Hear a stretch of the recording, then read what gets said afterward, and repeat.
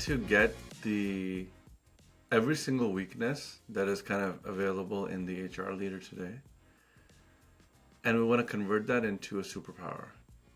Allow me to explain, right? So every single CEO that I've talked to, 99% of them are like, I wish my HR leader was more analytical, was more data driven. I think we can do that with Agent Noon very easily. And because we can get an HR leader to have all the right answers for all the questions almost instantly, to the point where they don't need to be asked those questions. They can just send a link to the CEO or the leadership team and say, it's all here. Then they can have a higher order conversation, a higher level conversation about the shape of the company and how it is being designed in service of the company's objectives and goals and the behaviors that are being sort of enforced and reinforced to be able to get to where they want to get to. Once we're done with delivering Agent Noon to all the HR leaders in the world, it'll kind of be like being without a mobile phone. Like you have to wait for hours or walk for miles to get to a phone booth to kind of call somebody. The second thing is that no matter how we cut it, the HR leader is going to be one of the most important people around the management table, if not the most important one, right, in the coming years.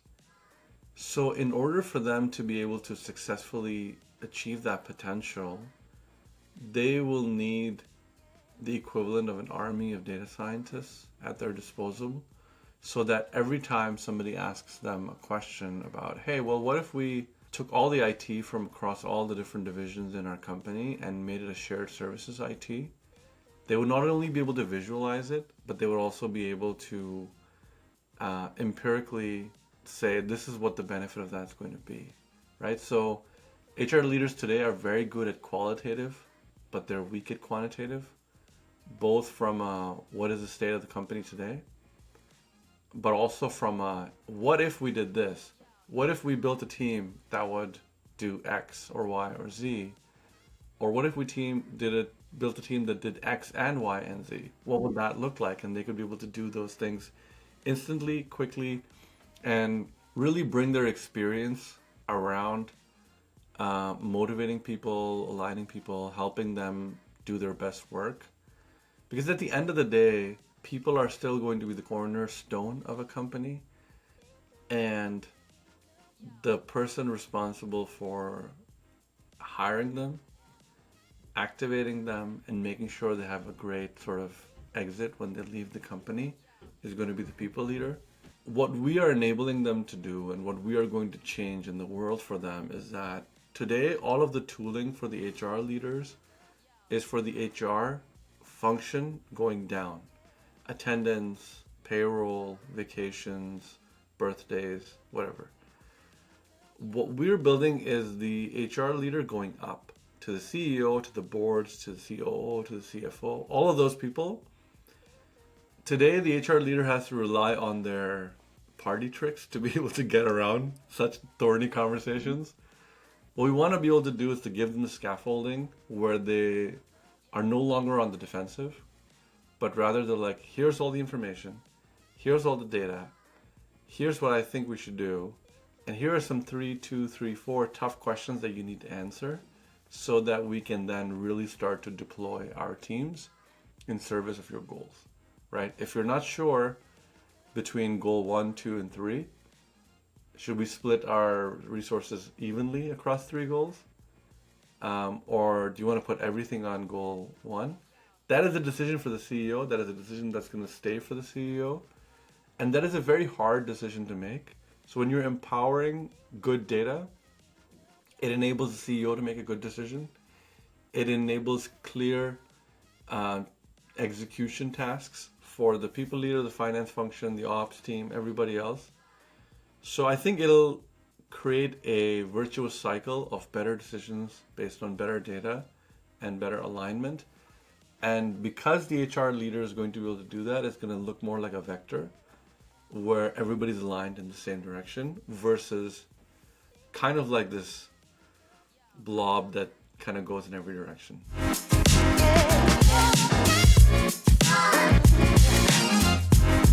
One one insight that I've had after talking to multiple HR and finance people together is that if they are doing their job really, really well, they are moving away from each other.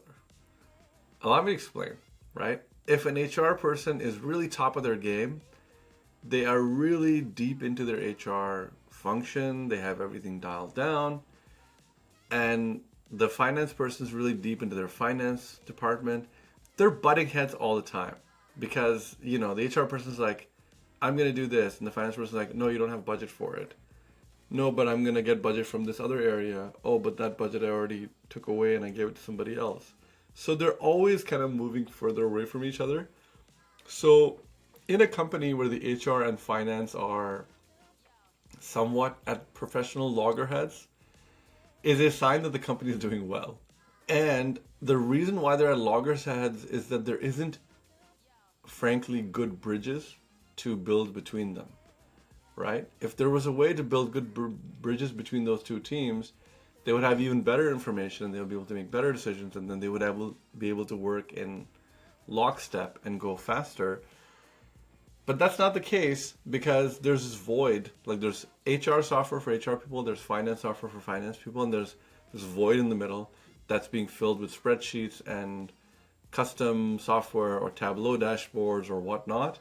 But because the data is so confidential, it's very hard for it to be maintained and be kept up to date. So the way to bring the finance and HR person together and get the CEO, like this is the trifecta that we aim to create, is by way of some glue that doesn't get in the way of the HR people doing their job, the finance people doing their business, and the CEO being able to make good decisions, but brings them together by giving everybody what they want and then bringing them together in a single place.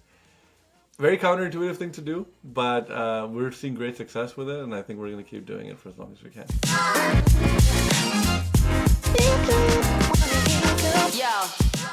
So for example, companies are hiring more and more remotely, which is outside their target, like HQ zone. And therefore, the data around what is good comp for an individual with a specific skill set is full of errors. So what happens is you start a budget cycle by saying, I'm going to hire somebody in this geography, let's say Poland, and I'm going to pay them 50 grand. And then once the recruiting team goes out to Poland and they start hiring or recruiting people, they're like, oh, all the good people that we want are actually asking for 100 grand because that's kind of what the market for this kind of role is. So then they go back to the business person and they say, hey, you have 50K in budget and you want to hire somebody that costs 100K. What do we do? And then they're like, okay, well, why don't we change this role to a junior role? So then they change to a junior role and they start recruiting, and then the business person is like, I don't really like all these people. This is not really working out for me. And eventually they go hire somebody junior. It doesn't work out because they were actually looking for a senior person to begin with. There was a good thought process behind it. And then they maybe have to let that person go, or they have to go back and hire a senior person.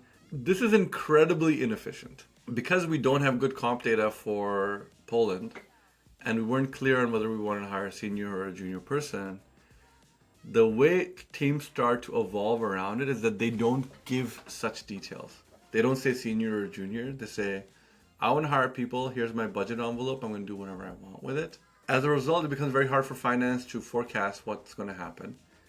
You can have certain roles that are unfilled in certain geographies, and then that budget is kind of left behind. The bottom line is that all of this interplay is incredibly inefficient use of capital. So in a world where there's no shortage of capital, like 2 years ago, who cares, right? Like whatever, we were paying 20, 30% more. Let's just pay it. Who cares, right? Like we have plenty of money. Nowadays, when companies are becoming more cost conscious, every dollar matters, right? So the finance person is asking a lot more questions.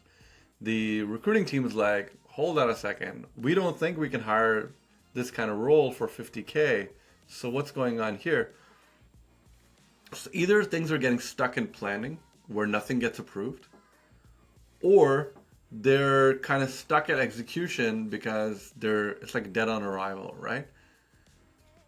Both instances are terribly bad. And what you need is the ability to be able to dynamically adjust plans based on market conditions. And that is where we shine because we help our customers do that. We help them do multi-layered approvals. We help them do a bunch of really simple stuff. But because when you start doing it at volume, it becomes really complicated, right? So if you and I are across a desk from each other and you're like, hey, Ali, I'm going to hire this person in Poland. I'm like, okay, cool. What are you going to pay them? 50K. Oh, no, it's actually going to be 100K. I can just be like, okay, I updated my spreadsheet. You're good to go. When you're doing this for like 20,000 employee company, it just becomes a nightmare because there's so many spreadsheets, there's so much flying around. Nobody knows really what's going on. And the CEO, meanwhile, is kind of like beating this trumpet saying, where are my people? I want to do these projects to be able to hit my goals. So it just creates pressure. And a lot of that pressure results in inefficiencies, bad hires, whatnot. And then that takes a long time to reverse. Another example that I've seen happen often is that because it's so hard to hire people through this full-time channel because of either bottlenecks on planning or execution, what companies start to do is they start to lean in on contractors, right? So they'll be like, you know what, man, it's a pain to go hire 5 people in Poland or I don't know, wherever. I'm just going to go hire a contractor and then the contractor is going to invoice finance and I'm going to sidestep HR completely, right? But it's easier, it's faster, and so on and so forth. The problem is attributing that back to company goals becomes harder because everything is a finance invoice and it's a purchase order with like 8 people on it. Those people might be working on 5 different projects. So at some point, when you're spending 20 to 30% of your payroll or your headcount expense on contractors, somebody says, well, hey, why don't we rationalize these contractors? Because I think I don't know what so many of them do. So then it becomes a nightmare because you have to like tie those contractors to projects and those projects back to the company goals. And we've been talking about multivariable calculus here for a while. This is a whole new level, right? Because projects are not one-to-one mapped to personnel or company goals. So then what you need is to build a bit of an operating model which shows you what everybody works on and what percentage of their time they work on it so they can attribute all the costs back. Something we do for our customers all the time. It is a very hard problem to solve. It's also harder to keep the information updated because, again, HR speaks French, finance speaks German, project teams speak Japanese, right? They're like in their Agile and Scrum and all that stuff. So now you're completely at a loss to be able to reconcile everything quickly. So for most companies, even the most sophisticated ones, are literally doing it like this. I think so. I think somewhat. I'm telling you, I'm not kidding. The project management system, the HR system, and the financial systems all pretend like they are on different planets, right? And the leadership team is supposed to kind of like, figure them out. But really, what it is a Rubik's Cube. You change something here and something else changes here. And today, we look at those Rubik's Cubes as individual sides and not as a whole. So the reason why I'm quite confident about our prospects is that there's a long way to go. There's multiple sides of this Rubik's Cube. And the more sides we can attach to this Rubik's Cube, the more valuable our product becomes, the more value we create for our customers, the more longevity we have in our customer contracts.